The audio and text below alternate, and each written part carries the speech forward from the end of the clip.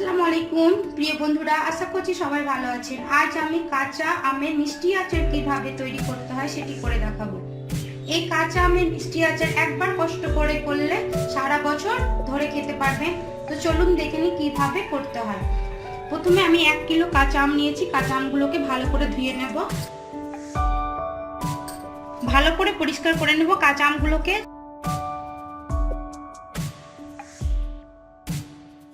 এবার আমগুলোকে বেশ ভালো করে একটা কাপড়ে মুছে নিব যেন জল না থাকে। এই আমে এতটুকু জল লাগবে না।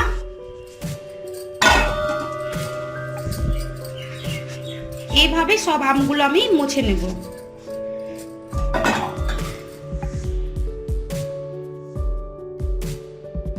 আমগুলোকে শুকনো করে মুছে নিলাম। এবার আমগুলো আমি কেটে নেব। এবার আমগুলো আমি কেটে নেব। প্রথমে বোটাটা কেটে নেব। এবার আমি ছিলে নেব।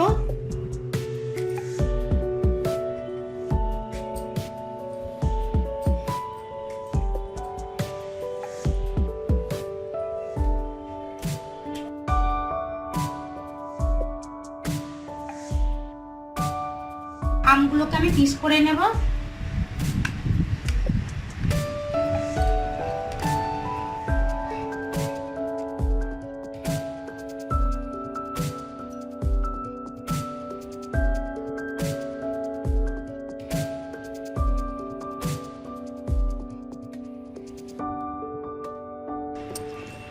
বিচিটা ফেলে দিলাম।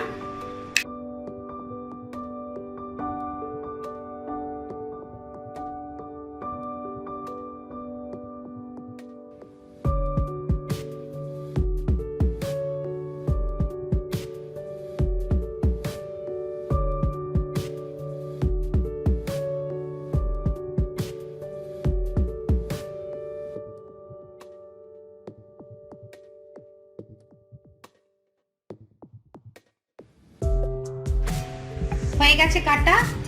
আমি সবগুলো কেটে নিলাম।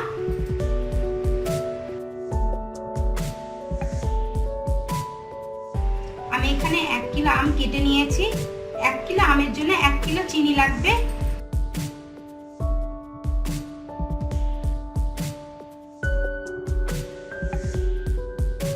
এবার খুব ভালোভাবে আমগুলোর সঙ্গে চিনিগুলো মিক্স করে নিতে হবে। উল্টে পাল্টে মিক্স করতে হবে। খুব ভালোভাবে মিক্স করতে হবে। আমগুলো খুব ভালোভাবে মেখে নিয়েছি চিনির সঙ্গে। এবার আমি একটা প্লাস্টিক দিয়ে ঢেকে দেব খুব ভালোভাবে, যেন বাইরের বাতাস না আসে ঢুকে ভিতরে।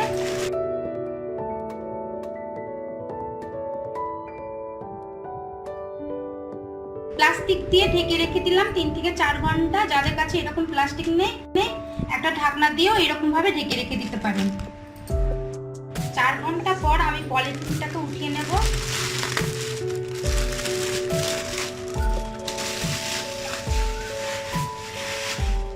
দেখতেই পাচ্ছেন চিনি থেকে কতটা জল বেরিয়েছে। এই জলেই আমগুলোকে রান্না করব। তো চলুন এবার রান্নায়। গ্যাসটা অন করে আমি একটা কড়াই বসিয়ে দিলাম। শুকনো কড়াইয়ে শুকনো লঙ্কা একটু আমি ভেজে নেব। লঙ্কাগুলোকে ভেজে নেব আমি। লঙ্কাগুলো ভাজা হয়ে গেছে, আপনারা বুঝতেই পাচ্ছেন কালার দেখে। আমি আবার একটা পাত্রে উঠিয়ে নিলাম।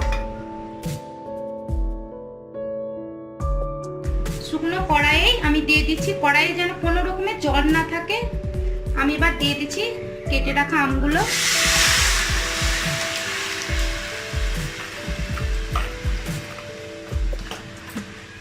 এবার মিডিয়াম আঁচে আমগুলোকে সেদ্ধ করে নেব মিনিমাম 20 মিনিট। হালকা হাতে নাড়তে হবে যেন আমগুলো গলে না যায়। ভাজা লঙ্কাগুলোকে হাত দিয়ে ভেঙে নিচ্ছি।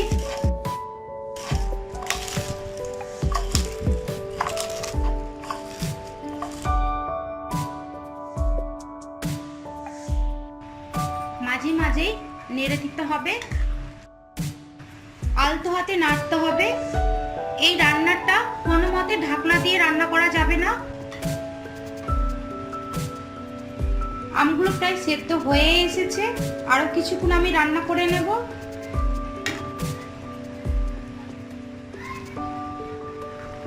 সিদ্ধ হয়ে গেছে, আপনারা বুঝতেই পাচ্ছেন। এবার দিয়ে দিব স্বাদ মতো লবণ, মিক্স করে নিচ্ছি। লঙ্কাটা ভেজে গুঁড়ো করে নিয়েছিলাম, সেই লঙ্কাটা দিয়ে দিচ্ছি। আর দিয়ে দিব শুকনো লঙ্কা গুঁড়ো 1 চামচা দিয়ে দিলাম। এবার দিয়ে দেবো 5 ফোড়ন। 5 ফোড়নটা আমি শিলনোড়ায় হালকা আদা কুচো করে নিয়েছি, দিয়ে দিচ্ছি 2 চামচা। এবার সব উপকরণ ভালো করে মিক্স করে নেব, আলতো হাতে মিক্স করব।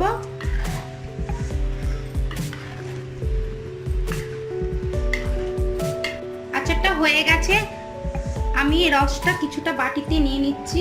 কিছুক্ষণ রাখার পর যদি মনে হয় যে রসটা গাঢ় হয়ে গেছে, তাহলে বুঝতে পারবেন যে আচারটা হয়ে গেছে।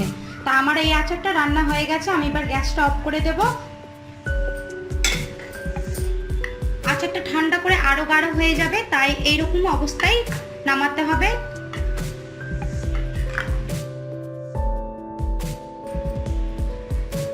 আমি ঠান্ডা করে পরিবেশন করব। এই আচারটা নরমাল তাপমাত্রায় রেখে 5 থেকে 6 মাস খেতে পারবেন এবং নরমাল ফ্রিজে রেখে সারা বছরই খেতে পারবেন। একদিন কষ্ট করে বানিয়ে সারা বছর জুড়ে খান এই টেস্টি স্বাদের আচার। এই আচারটা দেখতে যতটা সুন্দর, তার চেয়েও খেতে দ্বিগুণ টেস্টি। আমার এই রেসিপিটি যদি ভালো লেগে থাকে প্লিজ সাবস্ক্রাইব করবেন এবং পাশের বেল আইকনটি ক্লিক করবেন আরো নতুন নতুন রেসিপির আপডেট পেতে।